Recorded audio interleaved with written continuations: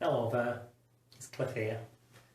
I just wanted to introduce something to you which I did plan to do actually at Thrive, but because of all the things that are going on at the moment, unfortunately we've not been able to do it.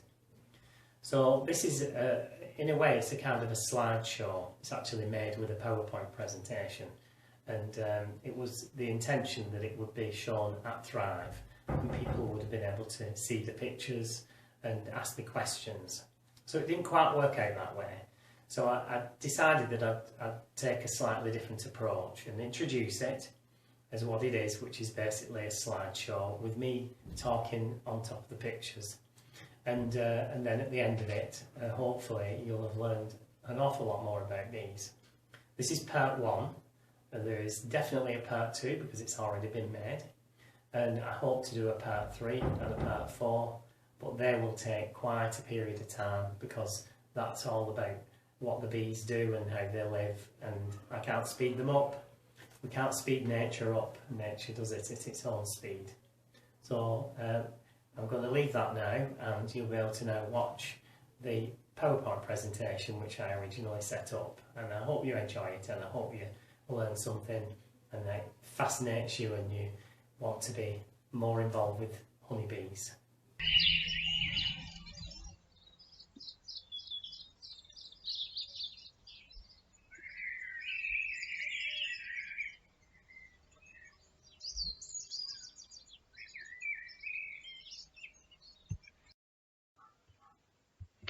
So let's start at the beginning. Let's see if you can identify a honeybee. So in front of you, have got a picture of 4 flying creatures, and one of those is a honeybee. So I'm just going to let you have a look at it for a few seconds. I won't say anything. I'll keep quiet, so you have a ponder. You might already know, but if you don't know, just have a see if you can guess.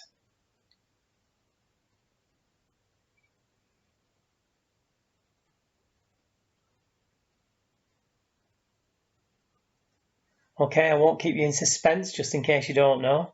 The honeybee is the one in the bottom right. And the first thing you'll notice is that she's not yellow and black, which is ironic because they're always portrayed as yellow and black in cartoons and in magazines and drawings, but she isn't. Now, this is a female honeybee, and she will sting you if she feels threatened, but generally she'll be quite nice and not sting you. Above the honeybee is the wasp, who I personally feel like they'll sting you for no reason whatsoever. And I've been in a position where I've been stung by a wasp on more than one occasion. The wasp is always yellow and black like this, so they're pretty easy to spot. They hang around your picnics and your fizzy drinks and things like that. The one top left is a hoverfly. The hoverfly is quite an amazing little creature because it can hold its place in space, so it can hover almost perfectly and not move. You know, it's a bit like watching a hummingbird, or if you ever see a sparrowhawk in the sky that's hovering, and the hoverfly can do something very similar to that. And the hoverfly doesn't have a sting, so you can safely go near the hoverflies, and you'll be under no doubt that you've seen a hoverfly if you see it in flight. And then at the bottom on the left is the bumblebee. The bumblebee is got quite a big body compared to its wings, and when it flies, it flies a bit uncontrolled, I suppose you could say. It doesn't seem like it's in complete control of its flight. And there used to be a story around that before slow motion cinematography was invented and they couldn't actually see how a bumblebee flew. The scientists genuinely thought that it shouldn't be able to fly because its wings were too small. Now, when they invented the slow motion camera, they could see that it was flipping its wings in a very special way at very high speed, and that's what kept it afloat, kept it in the air. But there used to be a joke that said that bumblebees shouldn't really be able to fly because of the size of the wings, but nobody ever bothered telling the bumblebees, so they just carried on flying anyway. So those are the those 4 little creatures there, and you now know which one is a honeybee. Okay, so here is what you might see inside my beehive. Top left is the worker again, as we've just been having a talk about. And the worker, there'll be tens of thousands of worker bees in the hive. They do virtually all the work. They go out to forage and they collect nectar and pollen. They're doing most of the work that's in the hive. The top right one is a drone, a male, and he has a kind of a lower pitched buzzing sound. He's a bit bigger. He's got bigger eyes, and he doesn't actually do very many things in the hive. Obviously, they're for the purpose of procreation, and then at the bottom of the picture is the queen. Now, the queen has got a slightly wider body than the worker, and certainly a longer body. And the queen can sometimes be quite lovely colours of a bright yellow. I've seen a bright yellow queen, and it was quite beautiful to see. But she comes out of the hive very rarely. She's basically producing babies an awful lot of the time, and that's what her role is. But she's taken care of. Now we're going to move on to the sting, as it says there, a sting in the tail. And the sting on the honeybee is quite an incredible design, really. It's got this serrated edge, like a jagged edge, a bit like a saw. And the problem with that is when the sting is pushed into the skin of a human, when the bee tries to pull the sting out, it can't pull it out. So what happens is the venom sac, which is attached to the sting, is pulled out of the bee's body. Now, that's got the poison in it that causes the sting to hurt. But sadly, the bee will die. And it's for that reason, really. I wouldn't go around stinging anybody if I was going to die. Bees, they do sting people, but, you know, most of the time, they'll just go about their business and do what they need to do. It's when they're threatened that they'll sting you. Okay, so this next slide has got some bee nests, and I just wanted to show you these first of all, because these are natural nests. And the one on the left is actually in a tree, probably not in the UK, to be honest, because we don't really have the weather for it. But there's no covering for it at all. The one on the right is in someone's attic, and that's, again, it's a natural nest, and it's in the attic. And if you didn't use your attic for storage or anything, you could just let them carry on as they are. But a lot of people do use their attic for storage, so that might be a bit of a problem. But even that colony of bees could probably be collected by a beekeeper. And now we've got to this bit, which is a bit of an unusual picture. This is a picture of the DW Stadium in Wigan. And when it's at full capacity, it's just over 25,000 people can be seated in the DW Stadium. So that's all of what you can see there, plus another stand on the right-hand side that's out of the photo. And the reason I wanted to show you this picture is because of the next slide. And the next slide is going to show you how many bees live in a hive. So on the left-hand side is a national hive. It's the type that we'll be looking inside at a later point. And I wanted to explain that the hive, when it's at full capacity, is a bit like 2 DW stadiums full of people. So that's about 50,000 people are in the stadiums when they're full. And that's about how many bees are in a national beehive at the height of the season when the hive is very busy.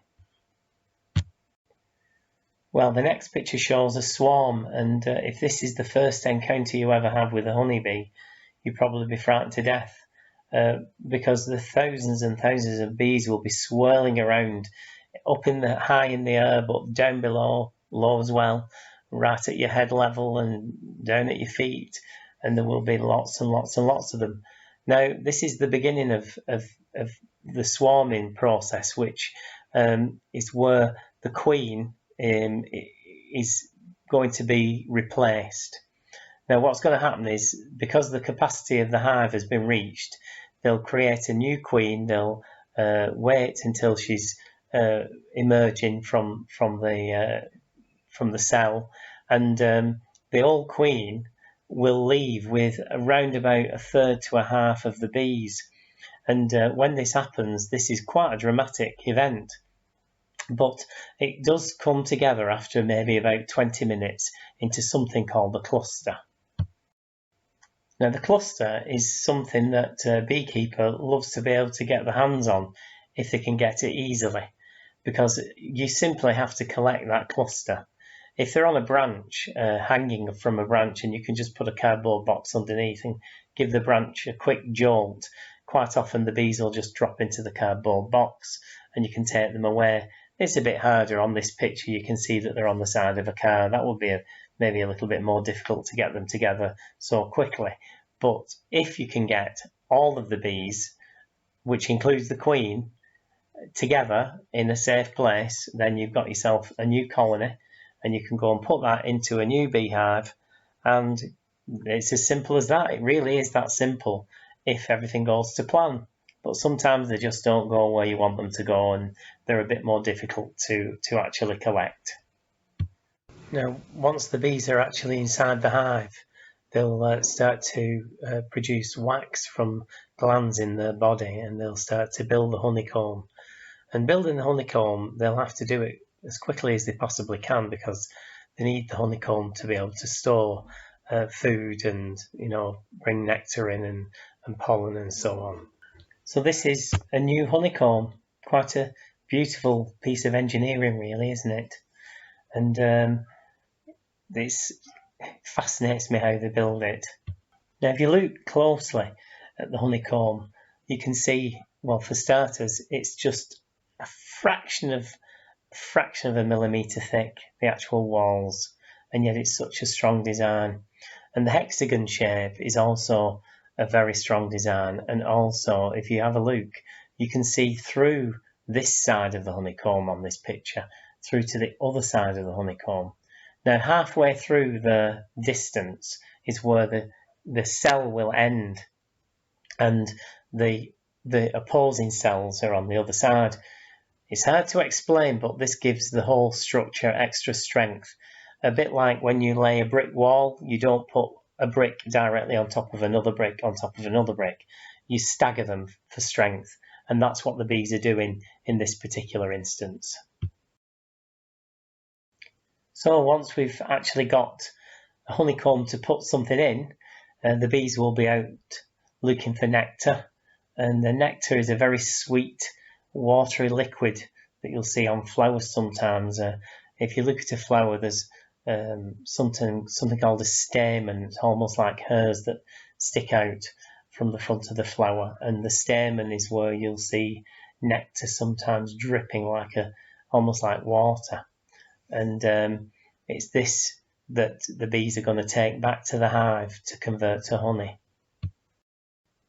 Then there'll be some other bees which will be out looking for pollen, and this is going to become food for the bees, especially for the babies. They make a special kind of, they call it bee bread, a special food where they produce for the babies. But on this photograph you can see that the worker bee here has got pollen on its back legs.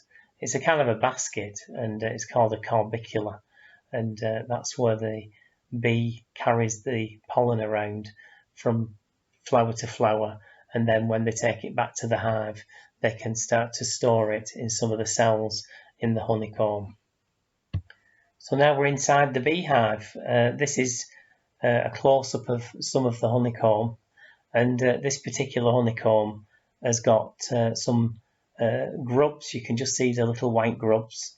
You've also got pollen in there, which is the kind of yellowy colour, and then the ones that are covered up, they've got grubs in which are more developed. They've gone more down the line to becoming a bee, and that is on the bottom right. You can just see a brand new bee emerging from the comb.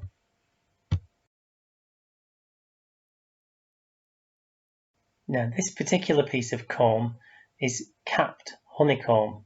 So this part of the hive where this frame will be kept is separated from the rest of the hive with something called a queen excluder, which stops the queen from going all the way around the hive and letting her lay eggs wherever she wants to. So this honey will definitely not have any eggs in it, or any there might be a bit of pollen there, but basically it's going to be honey that's stored in this in this frame. And you can see the white capping on top, and that means that the honey has been taken to a point where it is 17% water. It's quite amazing that they put the nectar into the honey, into the honeycomb, and then they fan it with the wings really, really fast until the water level has gone to about 17%. And that's at a point where the sugar levels in the honey will stop it from going off. And then when they're happy with that and they know that they've got proper honey, then they put this special wax cap over the top so that it won't go off. Now, some of the things about the honeybee which just amaze me is that a worker bee only lives for less than 3 months typically, and maybe even 2 months, and they work so hard. And in the whole lifespan of a honeybee, it takes 12 bees to make 1 teaspoon of honey. That's 12 honeybees. Their whole life gets 1 teaspoon of honey. And in a jar of honey, the bees that have actually taken part in creating that jar of honey will have flown the equivalent of more than twice around the Earth's equator just to collect the nectar. A jar of honey needs about 2 million visits to flowers, which is pretty amazing.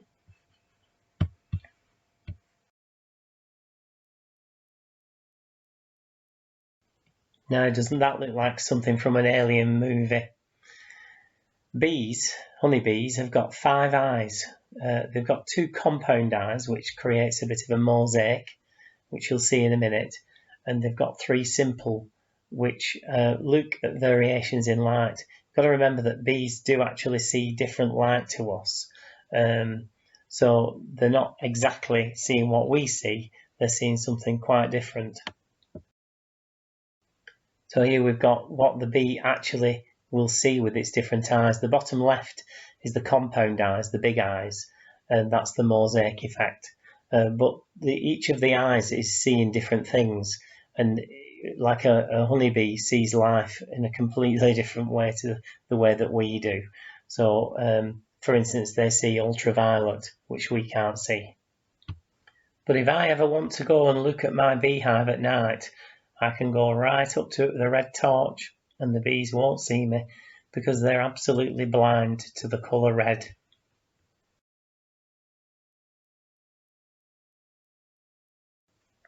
So finally, this is one of my bees. I took this picture a couple of years ago when my daughter was visiting home, and this bee was just sat on her knee cleaning herself and under no threat. So there was no reason for my daughter to be worried about the bee being there. The bee wasn't being threatened by anyone, so there was no reason for the bee to sting her. And it was a nice thing to see happening. And just before I go, I'll just mention a couple of little things that are interesting. If you ever get chased by a bee, you may as well not bother running away, because they can actually fly at about 20 miles per hour, which is about 30 kilometers per hour. And when they're flying out for nectar and pollen, it's called foraging, when they're doing that, they can travel up to about 5 miles, which is about 8 kilometers. And typically they'll fly up to about 30 meters high, 30 yards high, just to doing the foraging flights, but they don't generally go much higher than that.